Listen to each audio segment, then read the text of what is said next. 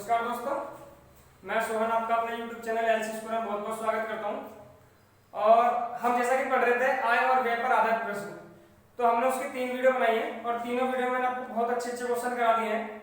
अभी उसके 2 टाइप और बचे हुए हैं, तो कोशिश करेंगे आज दोनों टाइप हमारे खत्म हो जाए और इस तरह से आय और व्यय के जितने भी क्वेश्चन होंगे इसके अलग क्वेश्चन नहीं होते। ठीक है, तो हमारे 5 टाइप के क्वेश्चन जो है इस वीडियो में कवर हो जाएंगे। तो चलिए देखते हैं अपने अगले क्वेश्चन। तो अभी हमारा क्वेश्चन क्या है, जैसा कि मैं आपको पढ़ाया था कि हर क्वेश्चन के लिए आपको एक एग्जैक्ट वैल्यू मिलती है, एक रेशियो वैल्यू मिलती है, तो यहाँ पर थोड़ा सा चेंज है। अब इस क्वेश्चन में लिखा हुआ है कि एबीसी की कुल आय जो है, यानी कि एबीसी तीनों मिलकर 76,000 रुपए कमाते हैं, यदि उनकी बचत क्रमशः 30%, 25% और 20% है और इनकी बचत का जो अनुपात है वो 4:5:6 है, तो ए तथा बी की जो आय है वो सी से कितनी ज्यादा होगी। इसमें आपसे ए की आय पूछ सकता है, बी की पूछ सकता है, ए बी सी की दे रखी है आपको, दोनों मतलब कुछ भी पूछ सकता है।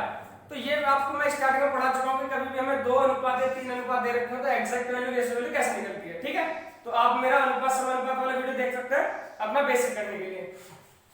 चलिए देखते हैं। तो अभी हमारे पास इस क्वेश्चन में क्या है कि रेशियो वैल्यू और परसेंटेज वैल्यू है। अब एग्जैक्ट वैल्यू तो हमारे पास केवल एक ही है, 76,000, जो कि उन दोनों की कुल आय है। ठीक है, तो अभी हम क्या करते हैं कि हमारे पास ये भी एग्जैक्ट वैल्यू नहीं है और ये भी एग्जैक्ट वैल्यू नहीं है। जैसा कि मैं आपको एक छोटा सा एग्जांपल देता हूं कि आपका जब हाई स्कूल का या इंटर का रिजल्ट आता है तो उसमें हम जो नंबरों की कंपेयर करते हैं या तो परसेंटेज में करते हैं या नंबरों में करते हैं, तो जो परसेंटेज में अंतर होगा वो नंबर के इक्वल होता है। तो ऐसे ही यहां पर देखेंगे। तो अब हम इस क्वेश्चन में क्या मानते हैं कि इसमें हमारी जो एग्जैक्ट वैल्यू है वो केवल 76,000 कुल आय है। अनुपात जो है उनका बचत का अनुपात कितना है, 4:5 है।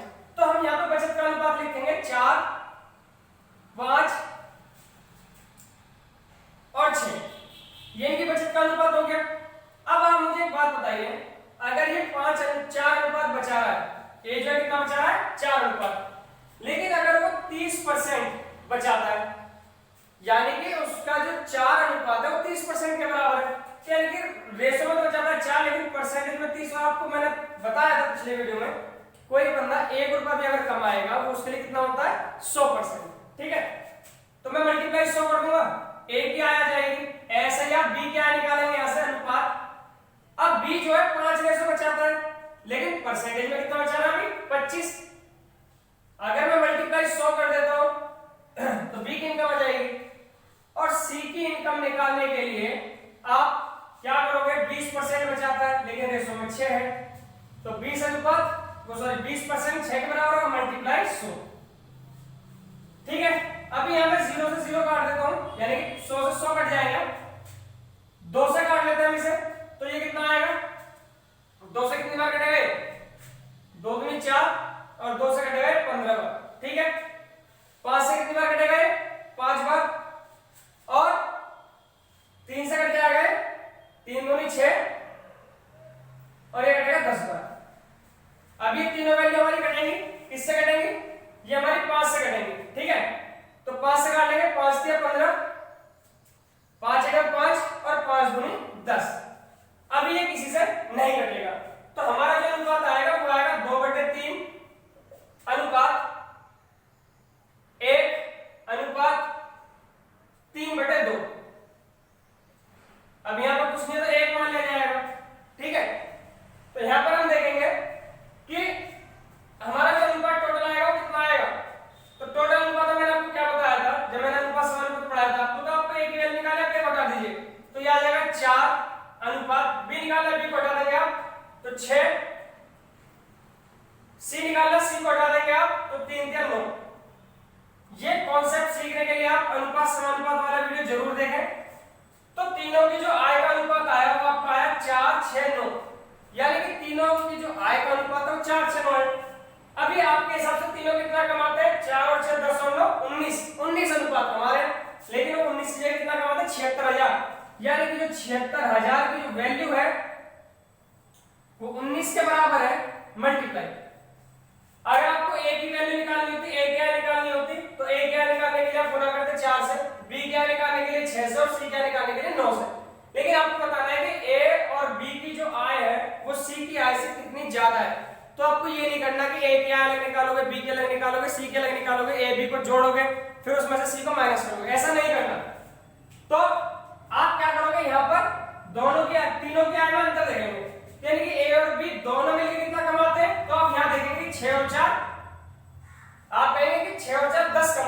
सी कितना कमाता है, सी 9 कमाता है, तो 10 और 9 कितने का अंतर है, 1 का, तो आप यहाँ 1 से गुना कर देंगे, तो आपका जो आंसर आ जाएगा वो आ जाएगा 4000।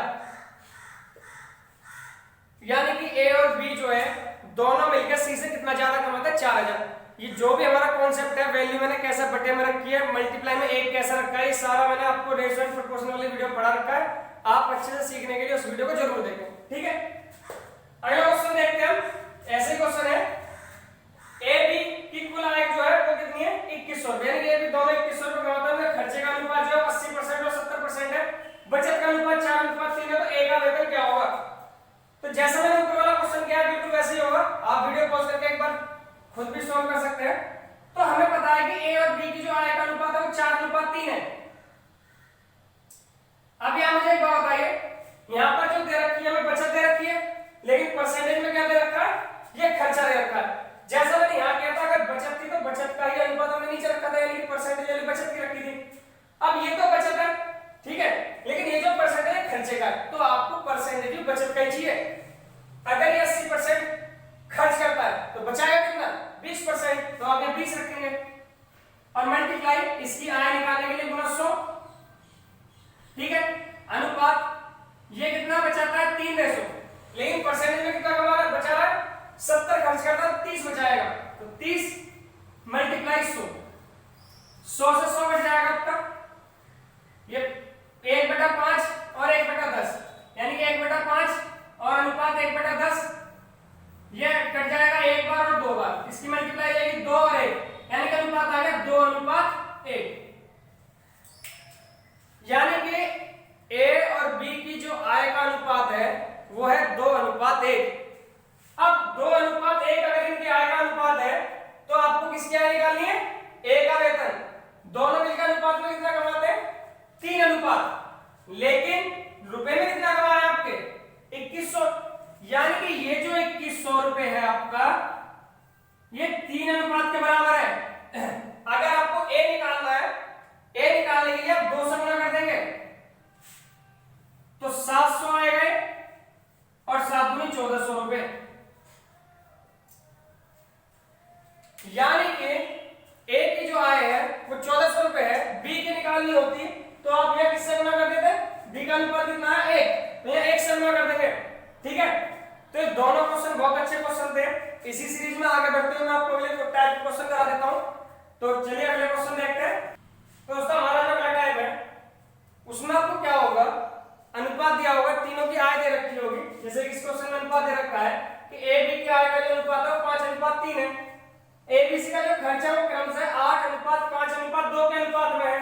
यदि सी 2000 रुपए खर्च करता है और बी 700 रुपए बचाता है तो ए की बचत क्या होगी। तो ये हमारा इसी कॉन्सेप्ट का एक लास्ट क्वेश्चन है। इसके बाद मैं आपको दूसरे टाइप का क्वेश्चन कराने जा रहा हूं, तो ध्यान से देखें, क्वेश्चन जितना बड़ा है आपको उतनी आसानी से करना है। अभी देखिए आपको इसमें जो आय बचत पूछ रहा है किसकी पूछ रहा है, ए की। आपको ये पता होना चाहिए कि जो बचत होती है, ये बचत क्या होती है, ये बचत होती है आय, यानी कि आपकी फुल इनकम में से अगर आपका खर्च हटा दिया जाए तो बचत आती है आपकी। इतनी बात क्लियर है। तो बचत जो होती है वो आय में से खर्च माइनस कर दीजिए आप। उसके बाद आपको अगर ए की आय पता होगी, खर्चा पता होगा, तभी तो बचत आएगी। अब ए की आय कब निकल सकती है, ए की आय तभी निकल सकती है जब आपको पहले बी की आय पता होगी। क्यों, क्योंकि ए और बी की आय का अनुपात दे रखा है, बी की आय पता होगी तभी ए की निकल सकती है, ठीक है। तो अभी देखिए आय निकालते हैं। पहले आप मुझे क्या बताइए, इसमें जो एग्जैक्ट वैल्यू है आपके पास क्या है, 2000 रुपए और 700 रुपए, लेकिन जो 700 रुपए बचत है वो बी की बचत है, लेकिन बी की बचत हमें अनुपात में कहीं नहीं दे रखी, ठीक है। हाँ, अगर मैं खर्चे की बात करता हूं तो सी का खर्चा 2000 है, तो ए का खर्च कितना आएगा, ए का खर्च, तो ए का जो खर्च आएगा, आप मुझे एक बात बताइए, बी 2 अनुपात में खर्च, सॉरी जो सी है वो 2 अनुपात खर्च कर रहा है, लेकिन 2 अनुपात में कितने हजार रुपए खर्च कर रहा है, 2000, यानी कि 2 अनुपात 2000 के बराबर है, तो 1 अनुपात 1000 के बराबर, तो ये कितना अनुपात है 8, तो इसका खर्चा हो गया 8000। बी का जो खर्चा आएगा वो आपका कितना आएगा, बी का खर्च, तो बी का जो खर्चा आएगा जब 1 अनुपात 1000 के बराबर, तो बी कितना अनुपात खर्च कर रहा है 5, तो इसकी हो गई 5000। और सी का खर्चा आपको पता ही है, दिया हुआ है क्वेश्चन में, तो सी का खर्च हो जाएगा 2000 रुपए।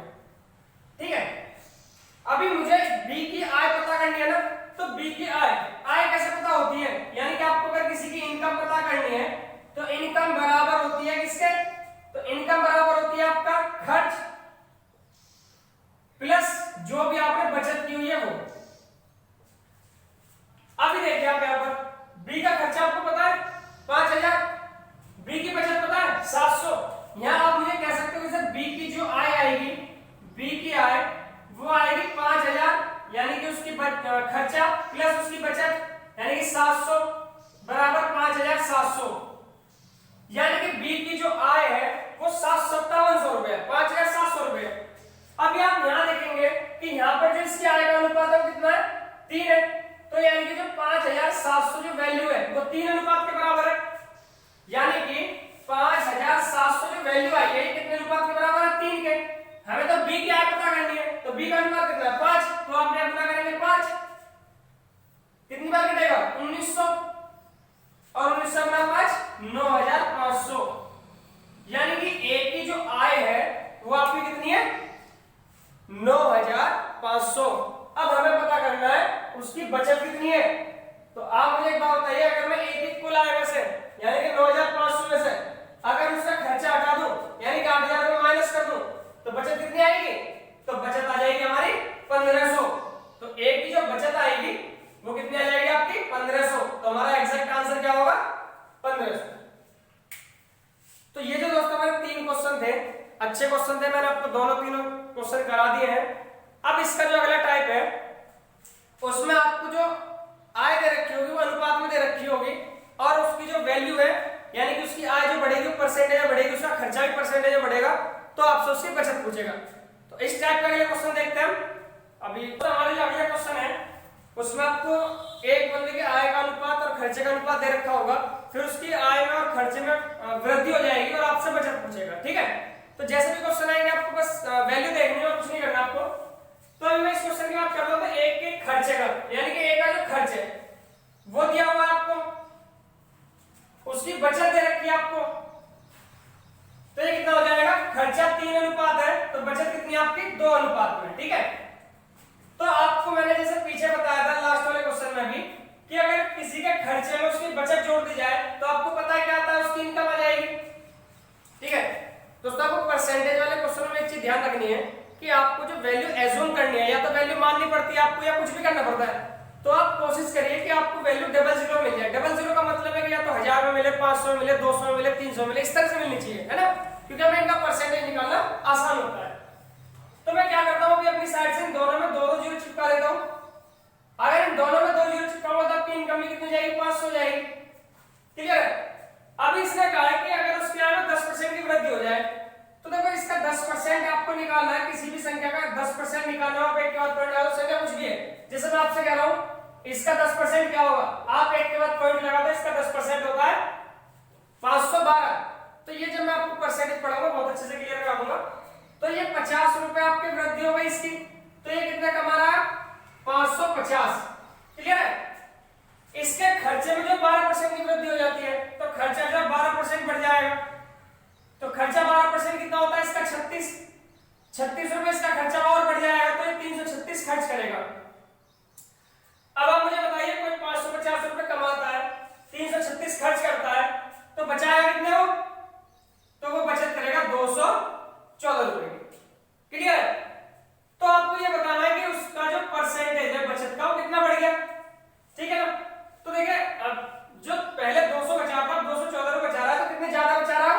14 रुपए।